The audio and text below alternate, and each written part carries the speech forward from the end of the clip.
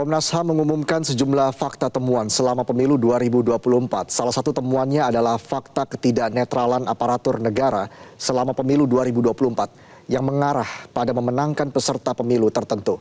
Untuk membahasnya sudah bergabung bersama kami Komisioner Komnas HAM Saurlin Siagian dan Direktur Eksekutif Indonesia Political Opinion Dedi Kurniasyah. Selamat malam Pak Saurlin, Mas Dedi. Halo, selamat malam. Baik, Pak Saurlin sudah bisa mendengar suara saya, Pak? Selamat malam. Baik, saya langsung ke Anda, Pak Saurlin. Dari 12 kepala desa ini yang menyatakan dukungan kepada salah satu peserta pemilu, sebenarnya alasan mereka apa? Apakah ini memang inisiatif dari kepala desa yang dikatakan spontan tadi, atau ada intimidasi dari pihak lain, Pak Saurlin? Ya, mungkin pertama saya buat konteksnya dulu ya.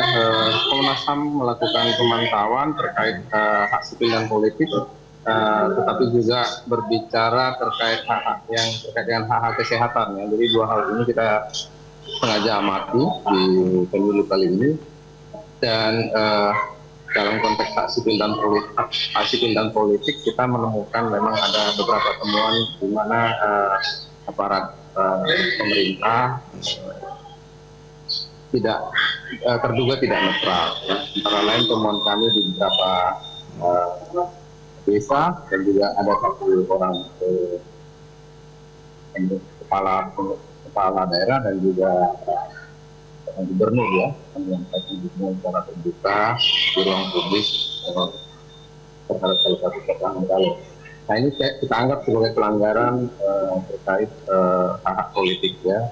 Kalau kita pahami hak asasi manusia dalam konteks hak politik negara posisinya harus menahan diri atau kita sebut dengan negative rights ya, di mana negara tidak boleh masuk ke dalam hak pilihan masyarakat. Sementara yang kedua terkait kesehatan sudah disampaikan dari Ketua KPU terkait meninggalnya banyak sekali penyelenggara. Kami memahami itu sebagai pelanggaran hak kesehatan dan yang menimbulkan juga kematian. Ya. Dan itu dalam konteks hak kesehatan adalah hak yang kita anggap sebagai positive rights. Ya. Positive rights itu negara seharusnya lebih aktif dan ternyata kita masih menemukan negara gagal untuk memastikan keselamatan dari para penyelenggara. Nah ini paradoksnya di satu sisi dalam konteks negative rights negara malah aktif dan sementara di positive rights negara tidak aktif. Ini temuan sementara kita yang menunjukkan masih fokusnya dua hal tadi ya. Hak asasi, ya hak asasi yang penting diperhatikan dalam pemilu kali ini. Iya, Pak Saurlin kembali ke pertanyaan saya tadi, apakah memang dari 12 kepala desa ini ada intimidasi dari pihak lain, Pak? Kita sedang mendalami, kita segera membuat laporan ini karena kita anggap penting untuk diperhatikan para pihak, karena pada tahun lalu kita sudah menyampaikan rekomendasi ini ya, pada para pihak supaya memastikan pemilu ini bisa berlangsung dengan netral. Kita menemui pemerintah, kita menemui KPU, kita menemui Bawaslu tahun lalu. Dan saat ini kita menyampaikan apa yang kita rekomendasikan kemarin, sebagian tidak dilaksanakan. Itu yang menyebabkan kita segera menyampaikan ini ke publik supaya mendapat perhatian dan utamanya terkait netralitas ini harus menjadi perhatian semua pihak. Oke, ketika tahun lalu sudah disampaikan oleh Komnas HAM terkait dengan rekomendasi ini, apa respon dari KPU maupun Bawaslu, Pak Saurlin? Sebenarnya sebagian dari rekomendasi kita sudah dijalankan oleh para pihak ya. Misalnya bisa saya sampaikan rekomendasi yang dijalankan oleh KPU adalah misalnya yang sudah dijalankan, bisa saya bacakan di rekomendasi yang sudah pernah kami sampaikan. Misalnya terkait batas usia petugas KPPS sudah dibatasi. Sehingga memang secara drastis kita lihat statistik yang meninggal relatif masih jauh di bawah angka tahun 2019 yang mencapai 800 lebih, ya sekarang sudah mendekati 100. Tetapi itu satu nyawa tetap sangat berharga dan sangat mahal buat kita. Jadi oleh karena itu kita tetap menyampaikan ini sebagai sesuatu yang perlu direview lagi kebijakannya. Bagaimana memastikan, bagaimana KPU bisa memastikan penyelenggara pemilu itu memiliki kebijakan yang bisa memitigasi meningkatnya angka kematiannya. Oke, Pak Saurlin, dari temuan terkait dengan 12 kepala desa ini yang menyatakan dukungan kepada salah satu peserta pemilu, ada kaitannya tidak dengan penyaluran bansos di wilayah tersebut? Temuan dari Komnas HAM seperti apa, Pak? Kita sedang menyusun rekomendasi cepat. Saya kira pada minggu depan sudah selesai, karena saat ini kita masih terus melakukan pendalaman, teman-teman kita juga masih di lapangan, dan saya kira kita akan merampungkan seluruh temuan kita setidak-tidaknya minggu depan. Baik, kalau begitu saya langsung ke Mas Dedi. Mas Dedi, ketika fakta-fakta di lapangan ini langsung disampaikan oleh Komnas HAM, begitu ya, lalu sebenarnya harus dibawa kemana laporan-laporan ini, Mas Dedi? Ya, saya kira ini adalah dilema pemilihan umum di Indonesia, begitu ya. Memang kalau secara teknis saya kira pelanggaran-pelanggaran atau asumsi-asumsi pelanggaran, entah itu berkaitan dengan penyalahgunaan kewenangan, termasuk juga pelanggaran teknis, aturannya mungkin memang harus ke Bawaslu. Tetapi yang jadi masalah adalah Bawaslu itu tidak memiliki kewenangan penindakan, sementara pelanggaran pemilihan umum atau hal-hal yang berkaitan dengan penyalahgunaan kewenangan itu adalah kriminal, dan seharusnya itu laporannya adalah ke pihak kepolisian atau ke penegakan hukum. Tapi sekali lagi dilemanya adalah ketika ada laporan-laporan ke polisi misalnya, polisi akan mengantarkan atau akan mengarahkan bahwa situasi yang sekarang terjadi adalah pemilihan umum, sehingga akan dilempar ke Bawaslu. Salah satu contoh saja, bagaimana ada mobilisasi pemilih di tingkat kepala desa misalnya. Kepala desa itu mau dirujuk secara hukum dia bukan ASN gitu ya, tapi dia adalah aparat pemerintah, dia adalah representasi dari eksekutif di tingkatan yang paling rendah. Tapi kalau kemudian dia anggap memiliki kewajiban untuk netral, mereka punya dalih karena memang faktanya mereka bukan ASN secara administratif. Nah, inilah yang kemudian akan menjadi dilema. Pertarungan terbesarnya tentu saya kira adalah bagaimana Bawaslu betul-betul mendapatkan sokongan dari publik supaya mereka bisa merekomendasikan berkaitan dengan pelanggaran itu dan bisa membawanya ke ranah penegakan hukum di kepolisian. Kalau itu bisa berjalan, saya kira pemilihan umum kita paling tidak lah ya, kalaupun tidak mengurangi kecurangan atau tidak mengurangi hal-hal yang buruk yang terjadi dalam pemilu, minimal-minimalnya adalah bisa meningkatkan atau mempertahankan kepercayaan publik atas hasil pemilu. Tetapi kalau itu tidak dilakukan, artinya Bawaslu juga minim kepercayaan publik, lalu kemudian pemilu juga banyak yang meragukan keabsahannya karena mungkin keterbukaannya yang hilang, bahkan di akhir-akhir juga KPU juga dalam tanda kutip begitu ya, setengah menyerah untuk menyelesaikan hitungannya supaya bisa dilihat secara langsung oleh publik, maka ini tentu beresiko sangat besar sekali. Oke, Mas Dedi, 12 kepala desa menyatakan dukungan kepada salah satu peserta pemilu, begitu ya. Sementara dari Bawaslu sendiri sebelumnya sudah mengungkap kasus intimidasi terjadi di 2.632 TPS. Apakah Anda melihatnya ini sangat kental hubungannya antara intimidasi dan juga pengarahan terhadap 12 kepala desa ini, Mas Dedi? Yang pasti ada intimidasi atau tidak ada, yang jelas ada ruang kekuasaan yang kemudian melibatkan diri sehingga membuat perangkat desa atau siapapun yang berkaitan dengan perangkat kekuasaan itu bergerak untuk memenangkan salah satu kandidat. Contoh yang paling nyata saja misalnya, Prabowo Subianto itu bukan kandidat baru bagi pemilu di Indonesia. Dia sudah mulai dalam kontestasi itu sejak bersama dengan Megawati, kemudian dilanjutkan misalnya di 2014, lalu 2019. Pada saat itu ya, 3 pemilu sebelumnya ya, Prabowo Subianto kan tetap menjadi ketua umum Partai Gerindra. Kekuatannya tetap ada, elektabilitasnya tinggi. Tapi tidak ada satupun wacana, tidak ada satupun isu bahwa ada perangkat desa atau bahkan mungkin penegak hukum dan semua yang berkaitan dengan kekuasaan itu membela Prabowo. Sehingga pemilu yang diikuti oleh Prabowo Subianto di 3 pemilu sebelumnya, itu bisa kita katakan bahwa Prabowo sebetulnya tidak punya alat kekuasaan untuk menggerakkan aparat. Kan begitu kira-kira.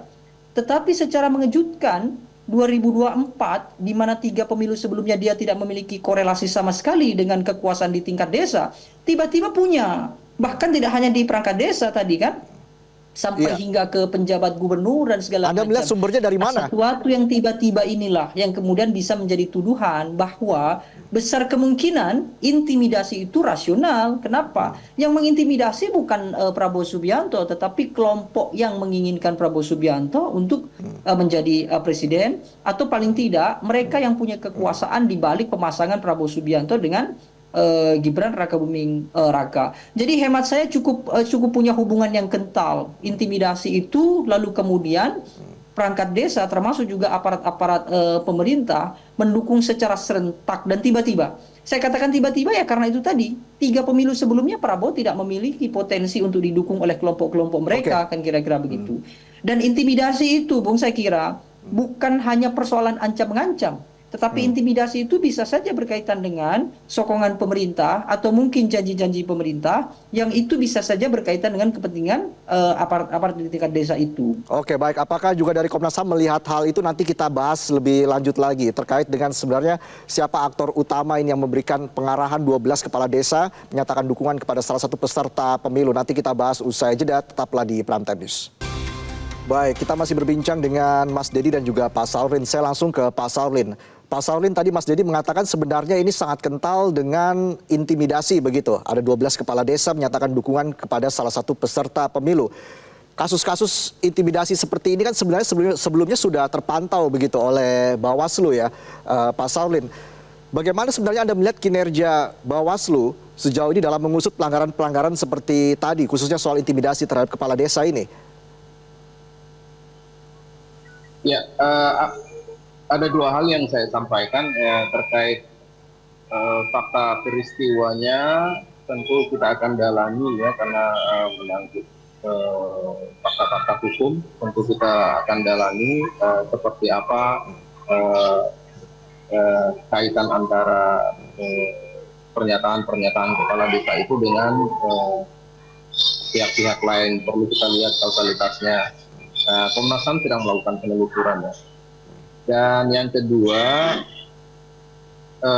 menurut kami, menurut saya secara khusus ya, urusannya adalah bagaimana kebijakan kita memang perlu direform ya, untuk memberikan kekuatan yang lebih besar kepada Bawaslu untuk melakukan pengawasan terkait netralitas aparat negara. Oke. Karena setelah kita lihat begitu masif, setidak-tidaknya ya kita bisa merasakan, tetapi tentu kita perlu menemukan fakta-fakta empiris. Ya, opini banyak di mana-mana kita bisa menemukan dengan sangat gampang, tapi fakta empirisnya perlu kita temukan dengan baik sehingga kita punya kesimpulan yang benar juga. Oke. Tapi pada intinya saya kira kalau dalam konteks rekomendasi kebijakan, kita perlu penguatan kelembagaan yang melakukan pengawasan terhadap pemilu pada masa yang akan datang. Oke, bahkan ini dari laporan Komnas HAM menyebutkan sampai ada rapat koordinasi antar kepala desa untuk mendukung paslon tertentu. Kenapa ini bisa luput dari Bawaslu? Menurut pandangan Anda seperti apa, Pak Saurlin? Saya kira Bawaslu menemukan banyak sekali pengaduan dan tentu mereka memikirkan juga seperti apa kewenangan-kewenangan yang dimiliki terkait hal-hal seperti itu. Jadi tapi dalam hal yang bersamaan juga Komnas HAM mendapatkan pengaduan-pengaduan dari masyarakat sejak tahun lalu sampai sekarang, dan kita tentu dengan tugas dan kewenangan Komnas HAM untuk memberikan pandangan, sikap, dan rekomendasi penting untuk segera kami sampaikan kepada publik bahwa inilah kenyataannya, dan kita perlu memikirkan bagaimana reformasi kebijakan yang segera dilakukan. Oke, Pak Saurlin, saya ambil contoh yang lain ya. Ini terkait dengan, ini juga dari laporan Komnas HAM soal beredarnya video ajakan PJ Gubernur Kalbar Harrison saat mengajak masyarakat untuk memilih calon presiden dan juga cawapres yang mendukung pembangunan IKN. Ini kan tapi seakan-akan kasus ini menguap setelah Harrison yang bersangkutan meminta maaf begitu. Penelusuran yang akan dilakukan oleh Komnas HAM terkait dengan hal ini seperti apa, Pak Saurlin? Ya, faktanya rekaman video itu sudah ada dan kita sudah memilikinya juga, artinya faktanya cukup kuat ya. Nah, eh, untuk urusan pelanggaran yang mungkin arahnya administratif, saya kira Bawaslu harus bekerja keras. Tapi kalau memang dibutuhkan penegakan hukum lainnya, saya kira Kemendagri harus melakukan teguran keras. Ya. Oke, artinya tidak cukup dengan hanya meminta maaf begitu ya Pak Saulin? Ya, saya kira perlu ada penegakan hukum ya kepada pihak-pihak yang tidak netral ya, yang disyaratkan oleh undang-undang harus netral dalam pemilihan. Oke, baik. Saya langsung ke Mas Dedi lagi. Mas Dedi, artinya tadi disebutkan oleh Pak Saulin sebenarnya buktinya sudah cukup kuat.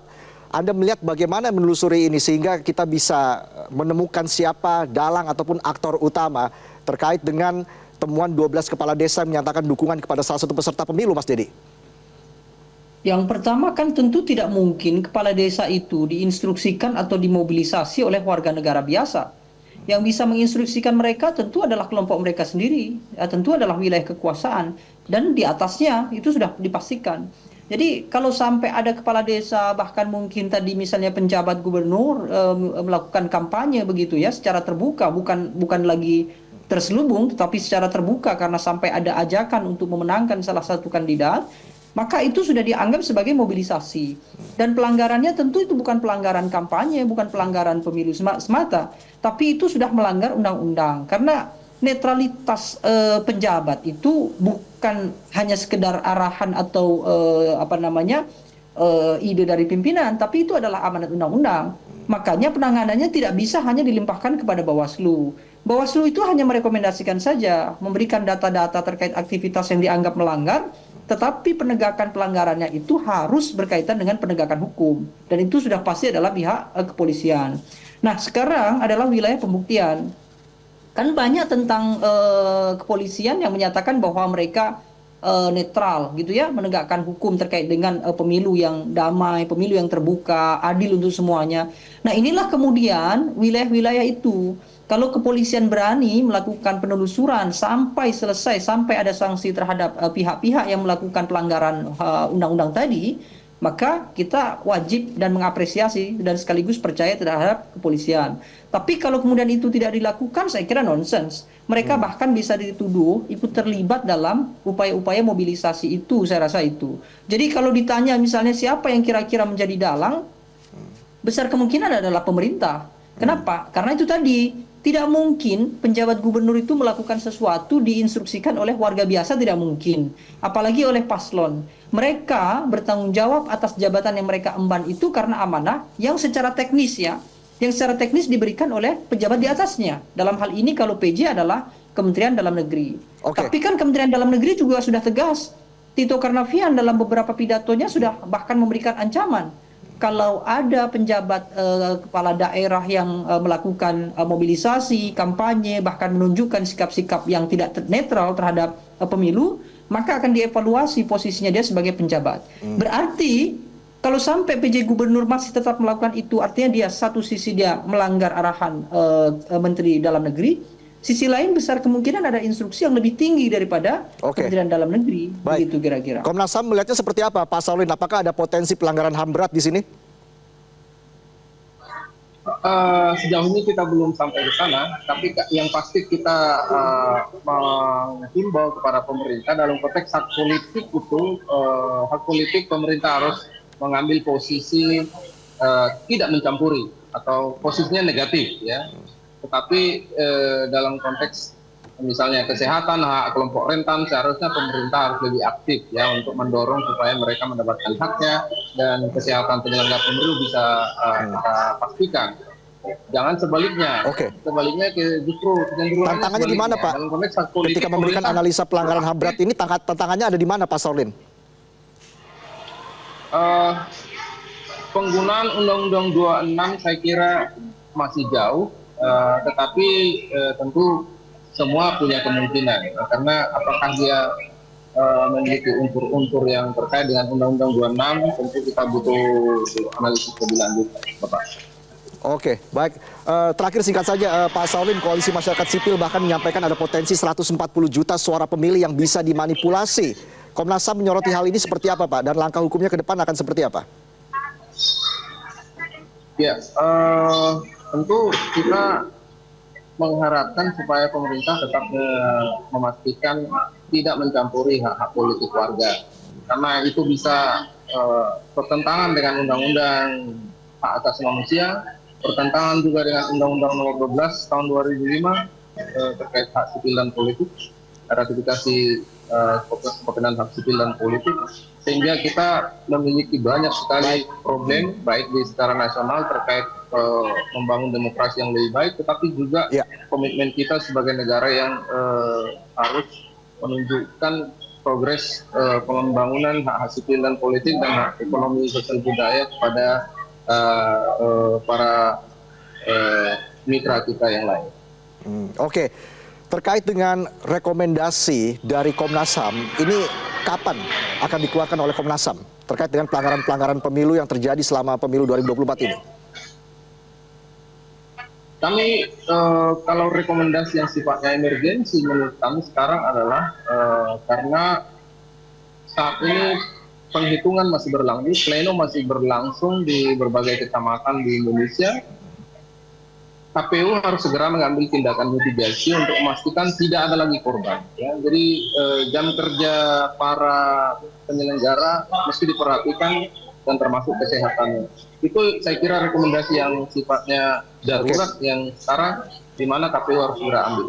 Baik, kita akan pantau seperti apa langkah dari KPU dan juga Bawaslu khususnya ke depan untuk terus mengungkap pelanggaran-pelanggaran yang terjadi selama pemilu 2024 secara terang benderang kepada publik. Terima kasih Pak Saurlin dan juga Mas Dedi sudah bergabung bersama kami di Primetime News. Jelajahi cara baru mendapatkan informasi. Download Metro TV Extend sekarang.